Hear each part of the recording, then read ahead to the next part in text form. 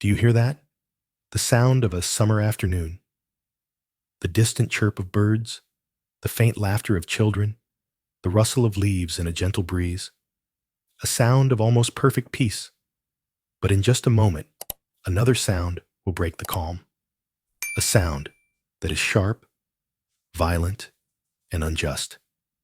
The sound of tearing fabric. The sound of dignity being ripped away. And that is the sound that begins our story today. A story that will make your blood boil and make you question if justice is truly blind. Before we dive into the heart of this darkness, I want to know where you are in the world and what time it is for you. Let me know in the comments below.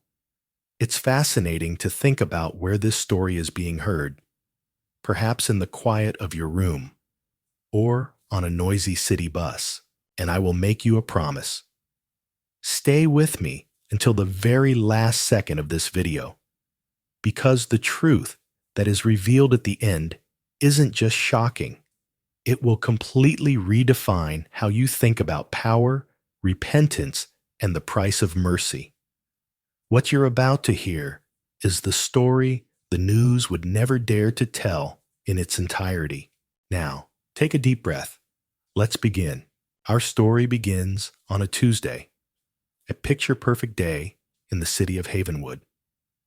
The sun was the color of warm honey, pouring over the tree-lined streets. Let's call our protagonist Dr. Alani Thompson. Yes, a doctor, a brilliant sociologist who had dedicated her life to studying social structures and inequality. That day, she had just finished an inspiring lecture at the local university.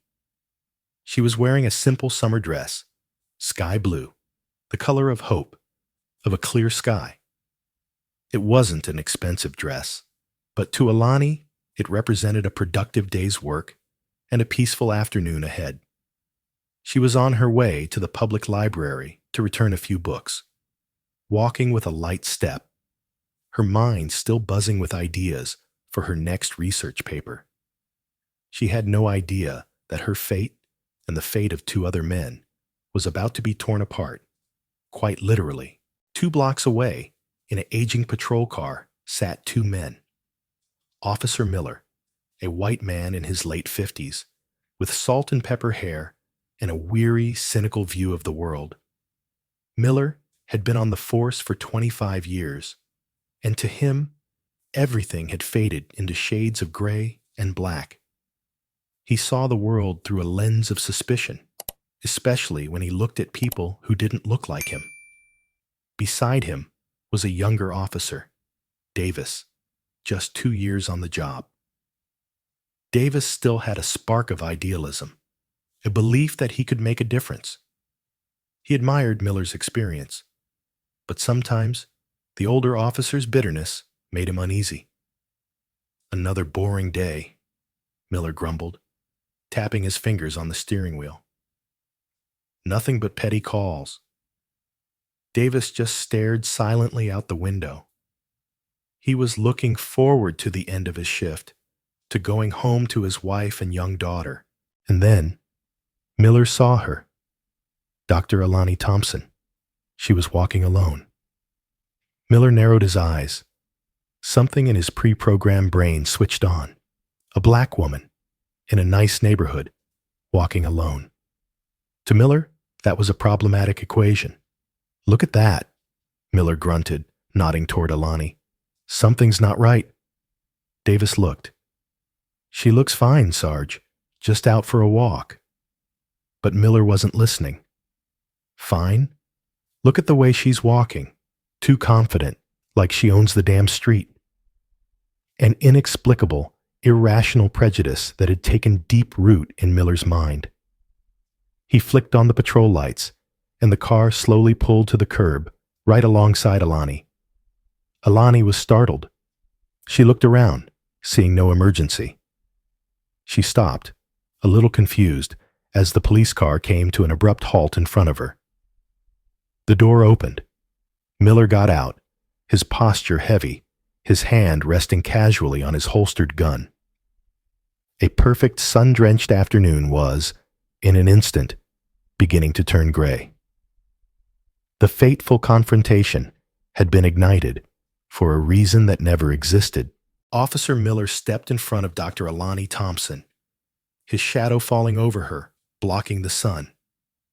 "Ma'am," he said, his voice devoid of any friendliness, "can I see some identification?" Alani, though surprised, remained composed. As a sociologist, she had studied hundreds of situations just like this. She knew her rights. "Good afternoon, officer," she replied, her voice clear and polite. "Is there a problem? Have I done something wrong?" Miller smirked, a cold, thin smile. "I'm the one asking the questions here. ID." Officer Davis got out of the car, hanging back slightly, feeling a vague sense of unease. He couldn't see any logical reason to stop a woman who was peacefully walking down the street. But Miller was his senior officer, and in their world, an order was an order. Alani sighed with practiced patience. "Officer, with all due respect, you need reasonable suspicion to ask for my identification. I am simply walking to the library. Can you please tell me what I am suspected of?" She wasn't being defiant. She was asserting her basic civil rights. But to a man like Miller, a black woman's knowledge of the law wasn't a sign of intelligence. It was a sign of insolence. It was a slap in the face to his authority. "My reason is you look suspicious." Miller's voice hardened, growing louder. "You're loitering in an area where we've had recent reports of burglaries." It was a blatant lie. There had been no such reports that week. Davis knew it, and he felt a chill run down his spine. "Loitering?" Alani repeated, a flash of disappointment in her eyes. "I am walking in a straight line on a public sidewalk. Officer, I believe you are targeting me unfairly." She looked Miller directly in the eye, her gaze unwavering. "And I believe it has something to do with the color of my skin." That sentence was a lit match. It struck the flint of Miller's brittle, prejudiced ego. His face flushed a deep red. "Are you calling me a racist? You little girl." He took a step forward, invading her personal space. "You have no idea who you're talking to." Davis felt the situation spiraling. "Sarge, maybe we should just let her go," he said quietly. "There's nothing here." Miller ignored him. His focus was entirely on Alani, the woman who dared to challenge his authority. "Last time, show me your ID, or I'm arresting you for obstructing an officer." Alani stood her ground. She knew that if she complied, she would be validating his right to stop her for no reason. It was a principle she could not surrender. "I will not show you anything until you provide me with a just and legal cause," she stated firmly. Her resolve, instead of being respected, was interpreted as resistance. For Miller, this was no longer a routine stop. This was now a battle of wills, a battle he was determined to win at any cost. He looked her up and down, his eyes lingering on her sky-blue dress. A vile, cruel idea sparked in his mind, an idea that would change all of their lives forever. The air grew thick and heavy. The summer sounds seemed to have vanished, replaced by the tense silence before a storm. "You think you're so smart, don't you?" Officer Miller snarled, his voice dripping with contempt. He took another step, so close that Alani could smell the stale coffee on his breath. "With your PhD and your big words? Out here on the street, that stuff doesn't mean a thing." Miller's hand shot out, not to handcuff her, but to grab her arm. She recoiled, a natural, instinctive reaction. "Don't touch me," she cried out, her voice a mix of shock and outrage. Alani's flinch, a righteous act of self-preservation, was twisted in Miller's mind into an act of aggression. "Oh, resisting now, are we?" he yelled, his rage now completely eclipsing his reason. "You're going to regret this." Officer Davis was frozen. A part of him screamed to intervene, to shout, "Stop!" But the other part, the part trained to obey, to back up his partner, kept his feet bolted to the pavement. Miller grabbed the top of Alani's dress with both hands. The thin summer cotton stood no chance against his brutish strength. And then, the sound. A sharp, dry, violent sound. Rip. A long tear from the neckline down almost to her waist, exposing her skin and undergarments to the world. Time seemed to stop. For Alani, it wasn't just a torn dress. It was her dignity, stripped away. Her safety, violated. Her physical boundaries, brutally trampled in broad daylight on a street she called home. The shame, shock, and horror washed over her, stealing her breath. Tears welled in her eyes, not from physical pain, but from the soul-crushing pain of humiliation and powerlessness. She instinctively crossed her arms over her chest, her body trembling. Miller stepped back, a piece of sky-blue fabric still clutched in his hand. He seemed almost surprised by his own actions for a split second, but the cruel look quickly returned to his face. "See? That's what you get for being stubborn," he said, throwing the scrap of fabric to the ground like a piece of trash. "Maybe next time you'll show some respect." Davis finally snapped out of his stupor. "Oh my God, Miller, what did you do?" he stammered, his voice laced with panic.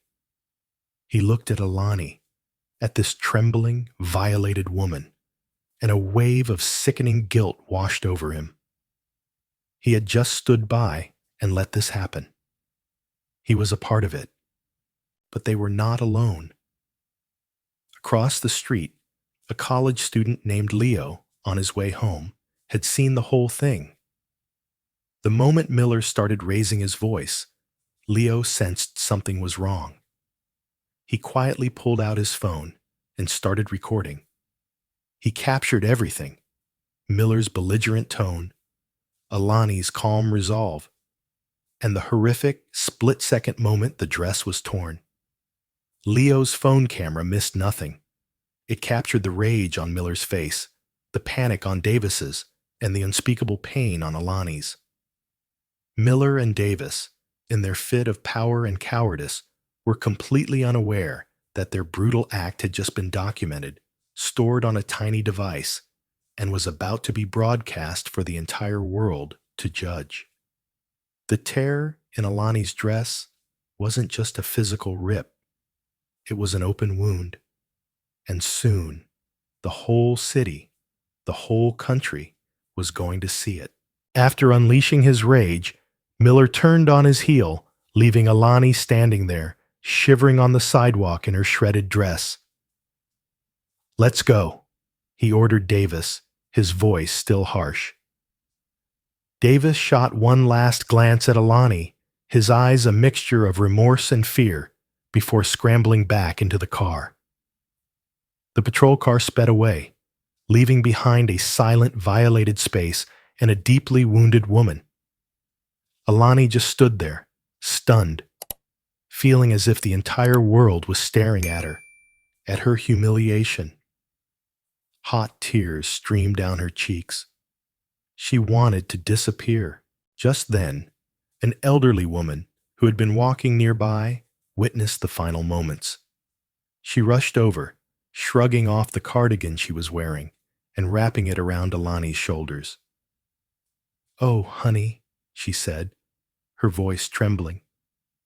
"That was horrible. Are you all right?" The sudden kindness from a stranger broke through Alani's wall of shock. She collapsed into sobs, gut-wrenching sobs of pain, anger, and helplessness. The kind woman just stood there, holding her, patting her back gently, saying nothing more, simply being present with her in her worst moment. Across the street, Leo, the student with the phone, was still shaking. He couldn't believe what he had just witnessed. He knew the video in his hand wasn't just a video. It was evidence. It was truth. Back in his dorm room, his hands still unsteady, he uploaded the video to his social media accounts. He didn't write a long, angry caption. He just wrote one simple sentence. Havenwood, 3:15 p.m. This is how our police serve and protect. He tagged the city's police department and a few local news outlets, and then he hit post. At first, it was a pebble tossed into a lake. A few likes, a few comments expressing shock. But then that pebble started to make ripples. A friend shared it, then a friend of a friend. Someone recognized Dr. Alani Thompson. That's my professor. She's an amazing person. A comment appeared. The ripples grew into waves. Within an hour, the video had 1,000 views. In 2 hours, 10,000. By sunset, it had hit 100,000. The digital tide had turned. People weren't just watching, they were outraged. They saw the naked abuse of power in Miller's actions. They saw the cowardice in Davis's inaction. And most importantly, they saw the quiet dignity and strength of Alani, even in her moment of humiliation. The hashtag #CheerJustice4DRT started trending.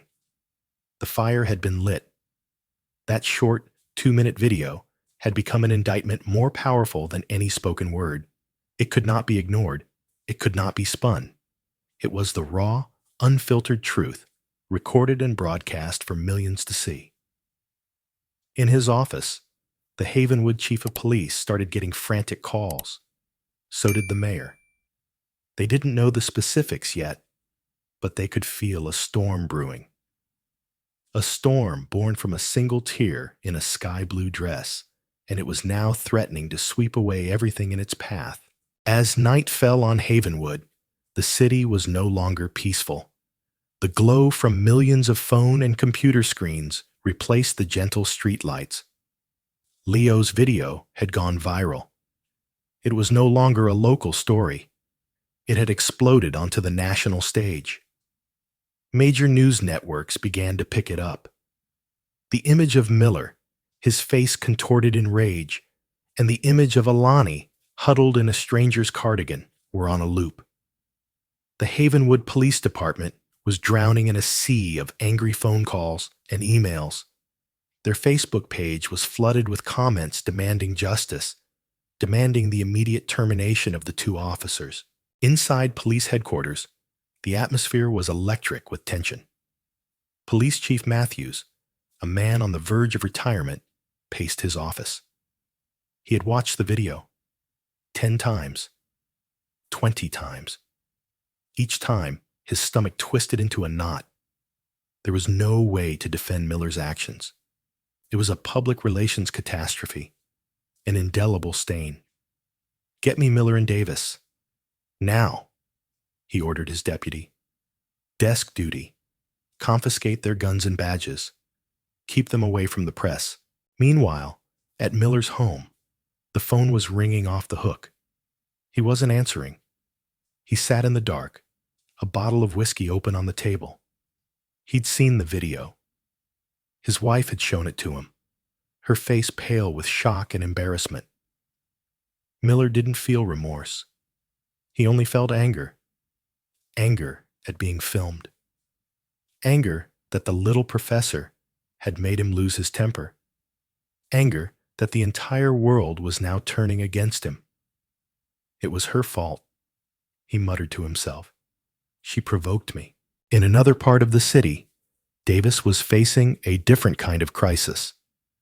His wife, after watching the video, looked at him with an expression he had never seen before. One of profound disappointment. "Why didn't you do anything, Mark?" she asked, her voice trembling. "You just stood there. You let him humiliate that woman." Davis couldn't answer. He was asking himself the same question. The image of the violated Alani was seared into his mind. He could have stepped in. He could have been a good man. He wasn't. Fear and blind loyalty had won. Now he was facing not just the loss of his job, but the loss of respect from the woman he loved. As for Alani, after being driven home by the kind stranger, she sat in silence for hours. The initial shock gave way to a steely resolve. She was not a victim. She would not let them make her one. She was a survivor, and she was going to fight. She picked up the phone and called an old friend from her university days, now one of the state's top civil rights attorneys, Benjamin Carter. "Ben," she said, her voice still hoarse but firm, "I need your help. Something has happened." Meanwhile, the blue wall of silence, the unwritten rule that cops don't turn on other cops, was beginning to show its first cracks. A few younger officers in the department, tired of the old guard cowboy attitude of men like Miller, started whispering. They had seen Miller act this way before, just never on camera. One of them, after a sleepless night, decided to do the unthinkable. He sent an anonymous email to the lawyer, Benjamin Carter. The email contained a single line. "Look into the arrest of Jamal Green, 2018, Officer Miller." The fire wasn't just burning on the outside. It was starting to smolder from within. The next morning, Mayor Eleanor Vance's office was like a command center in a hurricane. Phones rang off the hook. Aides rushed in and out with grim faces. Mayor Vance, a seasoned politician, understood that this was no longer a police department issue.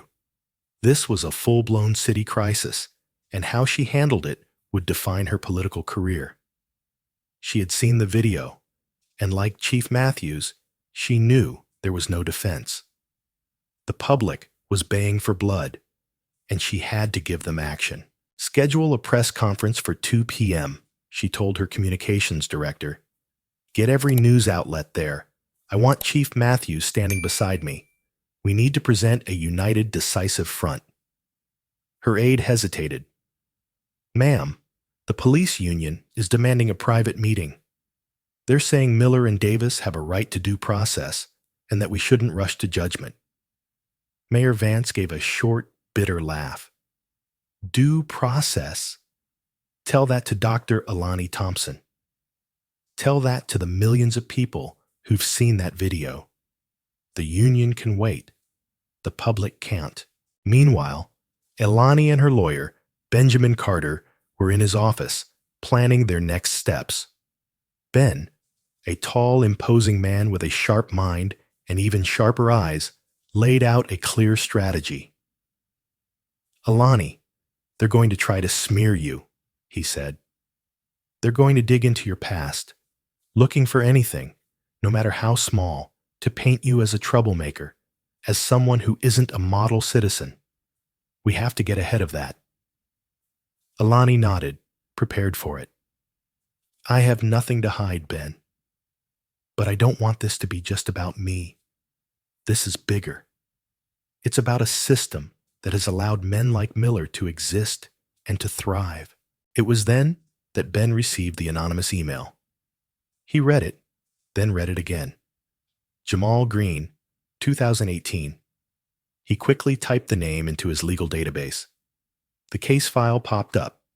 Jamal Green, a 19-year-old black man, arrested for disorderly conduct and resisting arrest. Arresting officer, David Miller.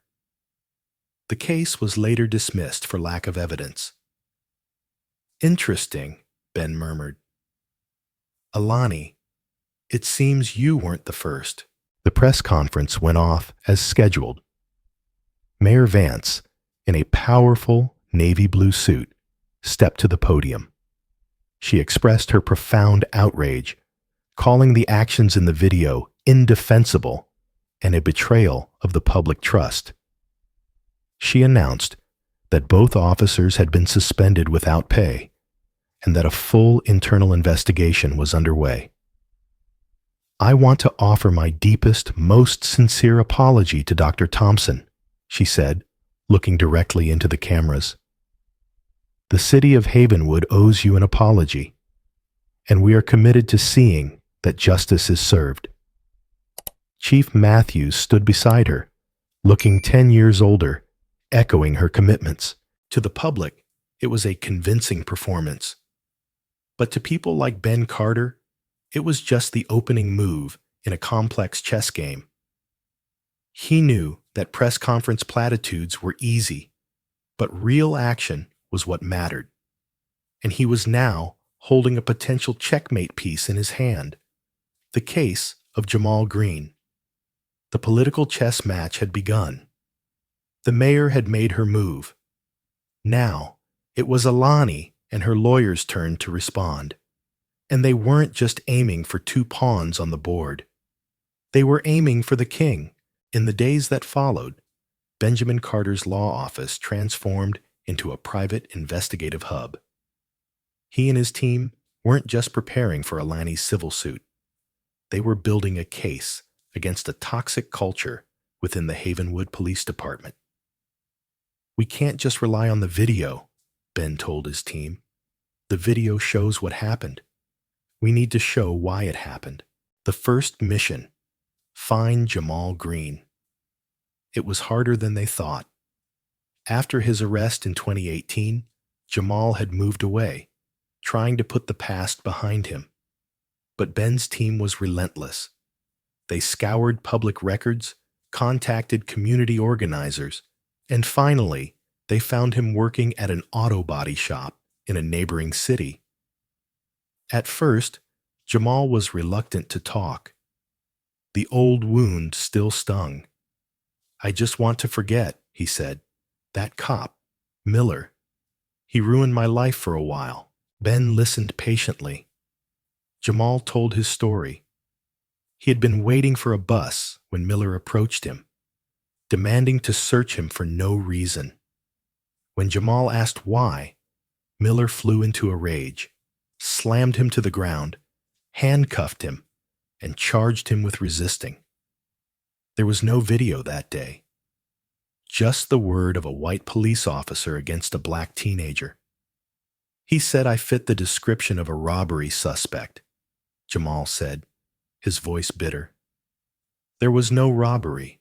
Jamal's story was the missing piece. It showed that Miller's behavior wasn't a one-time, spontaneous event, but a pattern, a systematic mode of operation.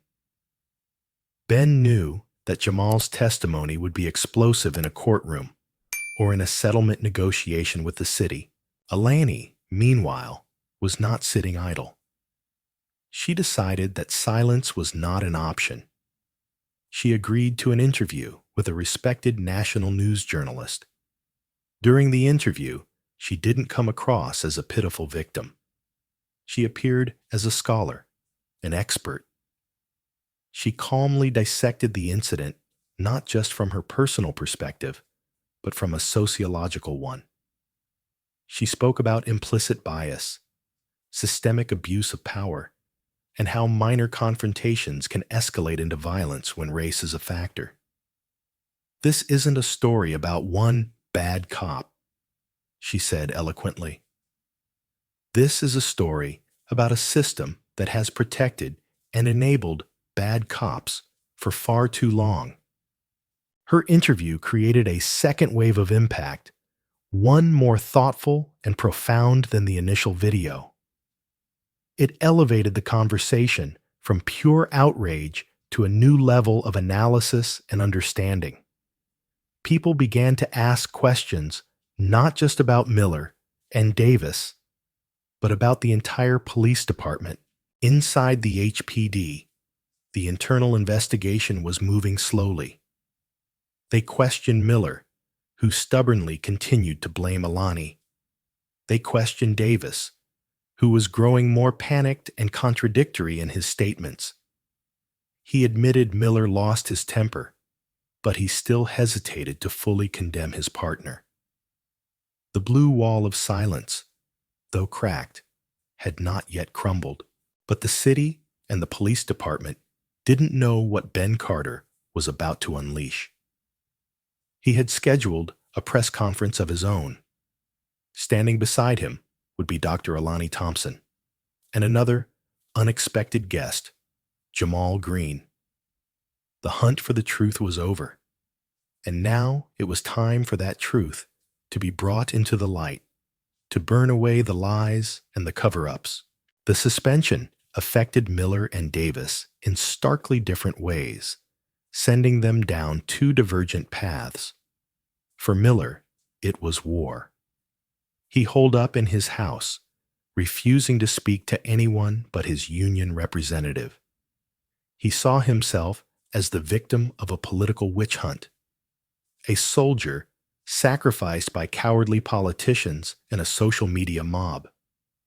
25 years of service, he repeated over and over to his wife, who listened in silent, growing fear. I've bled for this city, and this is how they treat me. Miller's bitterness curdled into paranoia. He believed there was a conspiracy against him. He spent hours reading online comments, torturing himself with the hate, but also seeking out the voices that defended him in extremist forums. The union rep, an old friend of Miller's, tried to calm him down. Just hang tight, Dave. We'll fight this. They can't fire a veteran officer over one video. We'll say it was work-related stress, that she provoked you. But that advice only hardened Miller's belief that he had done nothing wrong. He was preparing for a legal battle, not to find forgiveness, but to reclaim his honor. For Davis, meanwhile, the suspension was a living hell. Each day was spent facing the damning silence of his wife and the sight of his young daughter playing, oblivious to the fact that her family's future was hanging by a thread. Unlike Miller, Davis could not deny the truth. He rewatched the video again and again, and each time he was disgusted by his own cowardice. He was the man who stood by, silent, while a crime was committed in front of him. The weight of his guilt was crushing. He couldn't sleep. He lost weight. He started drinking, not in anger like Miller, but in a desperate attempt to numb the shame. One evening, his wife sat down beside him, placing a hand on his. "Mark," she said softly, "I don't recognize you anymore. Whatever happens with your job, I need my husband back, and our daughter needs her father. Please, just do the right thing." Her words, not a condemnation, but a plea, struck the deepest part of Davis's soul.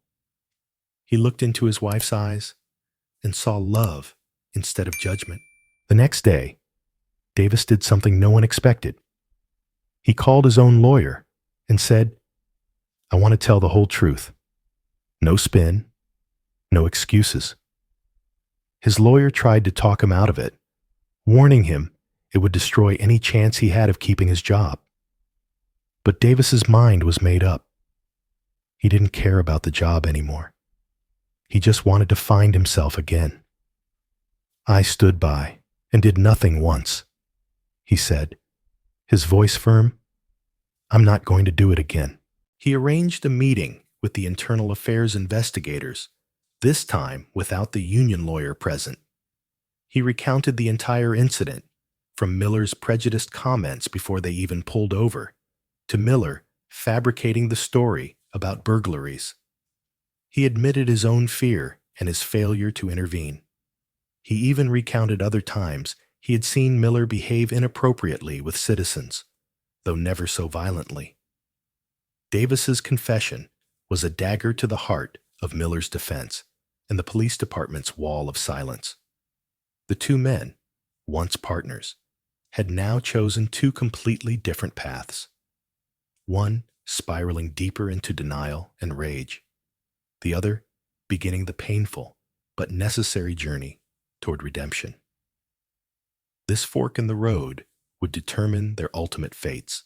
The press conference organized by Benjamin Carter was not held in a fancy hotel, but in the community center of a working-class neighborhood.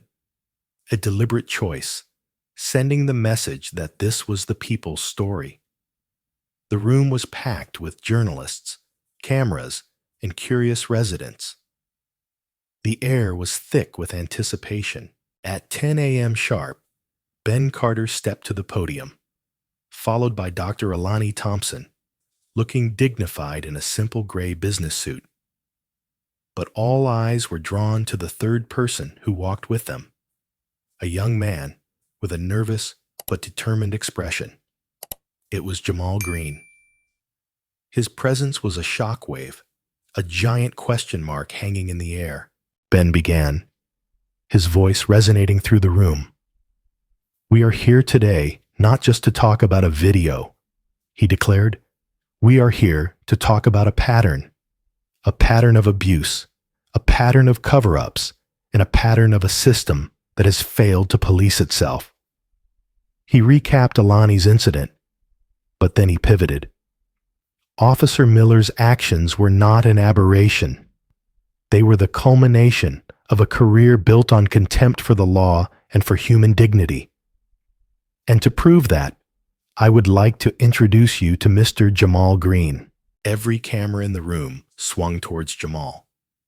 Encouraged by a nod from Ben, Jamal stepped to the microphone. His voice shook at first, but then it grew stronger as he told his story from 2018. He described in detail how Miller had targeted him, insulted him, and arrested him for nothing. "I lost faith in everything," Jamal said, his eyes welling up. "I thought nobody would ever believe me. But I'm here today to say I won't be silent anymore. What happened to Dr. Thompson could have been me, if only there had been a camera that day." The room was dead silent. Jamal's testimony was a bombshell.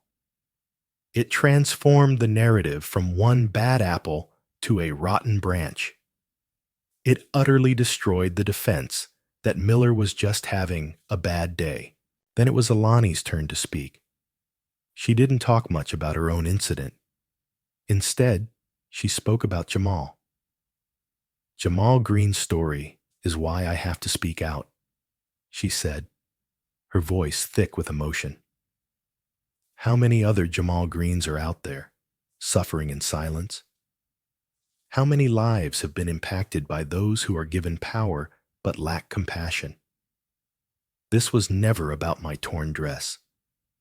It's about the veil of injustice that has been torn, and we cannot allow it to be stitched back together. The press conference created a seismic shock. The news spread even faster than the original video. Mayor Vance and Chief Matthews, watching a live feed from their offices, knew the game had completely changed. An internal investigation was no longer enough. The public pressure was now unbearable. They couldn't just suspend Miller and Davis. They had to do something more decisive. Mayor Vance picked up the phone. "Arrange a public hearing of the city council," she told her aide. "Invite all parties, Officer Miller, Officer Davis, their counsel, and Dr. Thompson and her counsel.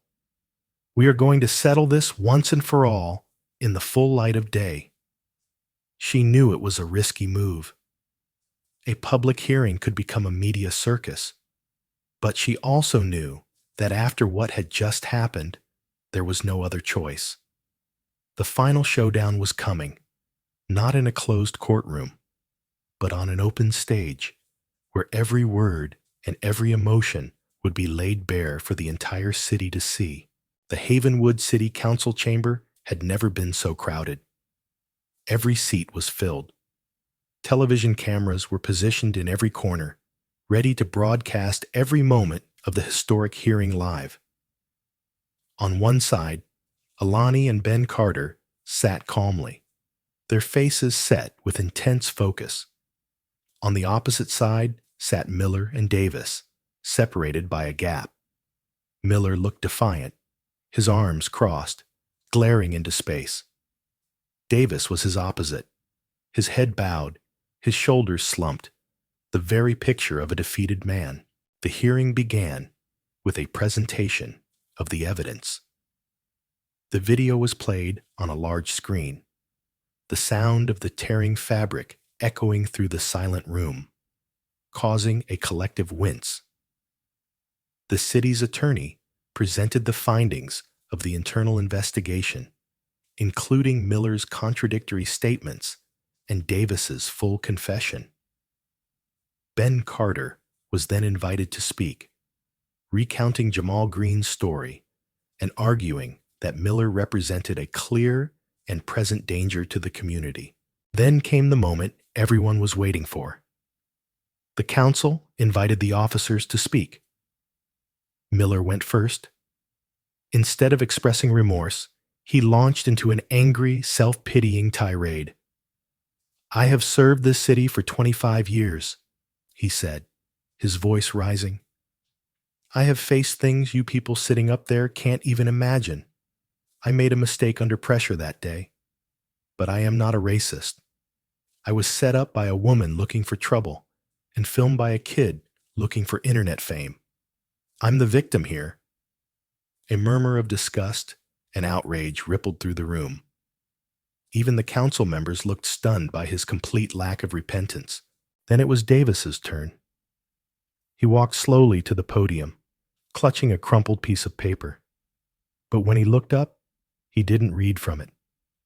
He looked directly at Alani. "Dr. Thompson," he began, his voice cracking with emotion. "There are no words to express my shame and my regret. What Officer Miller did was wrong, and what I did, which was nothing, was just as wrong." Tears began to stream down his face.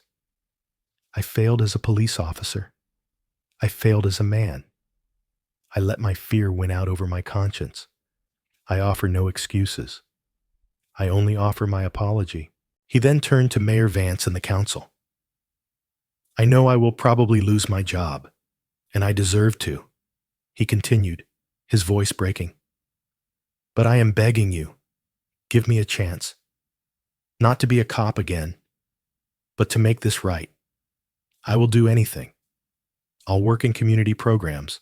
I'll speak to new recruits about my failure. I just want my daughter to be able to look at me and not be ashamed." It was not an excuse. It was a raw plea for mercy, not to save his job, but to save his soul. The contrast between the two men was staggering. One, defiant, arrogant, and in complete denial. The other, broken, ashamed, but sincere. The entire room, which had been buzzing with anger at Miller, fell silent at the raw vulnerability of Davis. Mayor Vance looked at the two men. She looked at Alani, who maintained an unreadable, placid expression. She knew that the decision she and the council were about to make would send a powerful message. It wasn't just about punishing two individuals. It was about defining the future of policing and justice in Havenwood. The spotlight was on, and the entire city was holding its breath. After Davis's emotional speech, the city council recessed for a private deliberation. The room waited in tense silence. Miller sat alone, his face swollen with rage. Davis sat with his wife, who now held his hand tightly. Alani and Ben Carter spoke quietly, their composure unwavering. When the council returned, Mayor Vance stood at the center. She held a paper, but didn't look at it. She looked out at the chamber.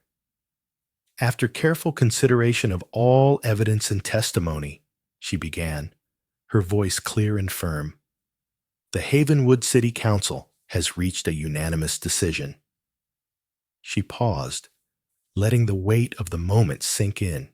"Regarding Officer David Miller," she continued, "based on a gross abuse of power, a complete lack of remorse, and a documented pattern of dangerous behavior, We are voting for his immediate termination.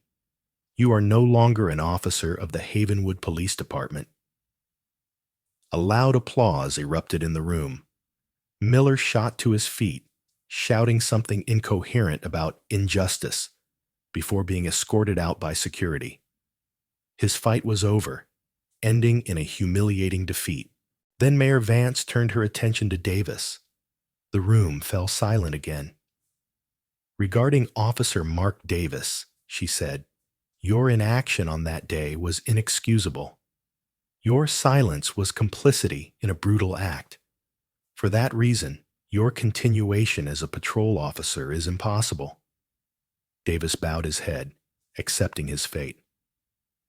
"However," the mayor continued, and everyone leaned in, surprised, "we also recognize your sincere remorse and your full cooperation with the investigation. We believe that redemption is possible. Therefore, instead of termination, you will be demoted, reassigned from patrol, and placed on administrative duty for a 1-year probationary period. During that time, you will be required to attend mandatory anti-bias training and work 20 hours a week, unpaid, on community outreach projects under the supervision of a civilian committee." It was a stunning verdict. It was both a punishment and a pathway to redemption. Davis looked up, his tear-filled eyes wide with disbelief. He had been shown mercy, a second chance he never thought he deserved. In the weeks that followed, the ripples of that decision spread throughout the city. The city of Havenwood reached a large financial settlement with Alani, who immediately announced she would use the entire sum to create a legal defense fund for victims of police misconduct. Jamal Green's case was also reviewed, and he too received a settlement. Mayor Vance, praised for her leadership, announced a series of sweeping reforms for the police department: mandatory body cameras for all officers, the creation of a civilian oversight board with real power, and a complete overhaul of the police academy's training curriculum. Alani's story had become a catalyst for real, tangible change. It proved that one person's voice, amplified by technology and supported by a community, could move a mountain. But the story wasn't quite over. There was one final chapter, a chapter about what happens after the cameras are turned off and life goes on. 6 months passed. Summer gave way to winter. Havenwood was a different city.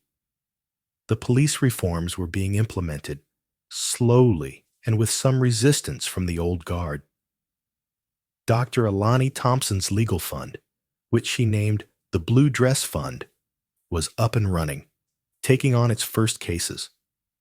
Alani was no longer just a sociologist. She had become an icon, a tireless activist. She spoke regularly at universities and conferences, sharing her story not as a tragedy, but as a call to action. She still wore simple dresses, but now every outfit she wore seemed to carry a weight, a message of resilience. Mark Davis was serving his sentence. He worked in the police records archive, a tedious and lonely job. But every weekend, he was at the community center, painting walls, cleaning up, and sometimes just listening to the stories of teenagers who viewed the police with deep suspicion. He didn't talk much about his past, but his quiet, humble presence was slowly breaking down walls. He was rebuilding his life, one brick of repentance at a time. His daughter was starting to look at him with pride again. As for David Miller, he vanished from the public eye. Rumor had it he moved to another state, living a life of quiet bitterness, never admitting he had done anything wrong. He became a sad footnote in the city's history. The story seemed to have a happy ending. A bad guy was punished. A flawed man found redemption. A hero created change. It's the kind of story America loves to hear. A story where justice prevails. A story that makes us feel good and allows us to believe in the system. And that's where we could end it. A nice, neat conclusion. But I promised you a surprise at the end, didn't I? A truth that would make you question everything. After the hearing was over, Benjamin Carter was approached by an anonymous source from the Internal Affairs Division. This source gave him a document, a report that was never meant to be released. It was David Miller's complete disciplinary record, spanning his entire 25-year career. It listed every complaint, every investigation, every reprimand. Are you ready for the truth? The truth wasn't that Jamal Green was the second victim. The truth wasn't that Miller had a pattern of behavior. The truth is, that report showed that Officer Miller had been the subject of 37 separate complaints of misconduct or excessive force during his career. 37. Almost all of the victims were people of color. And on the previous 36 occasions, he had been cleared of any wrongdoing. Alani wasn't the first. She was just the first one to be filmed. Thank you for listening. If this story touched you, if it made you think, please hit that subscribe button and share it. Because it's only when these stories are told that we have any hope that there won't be a 38th. Now ask yourself, how many other Millers are still out there wearing a badge?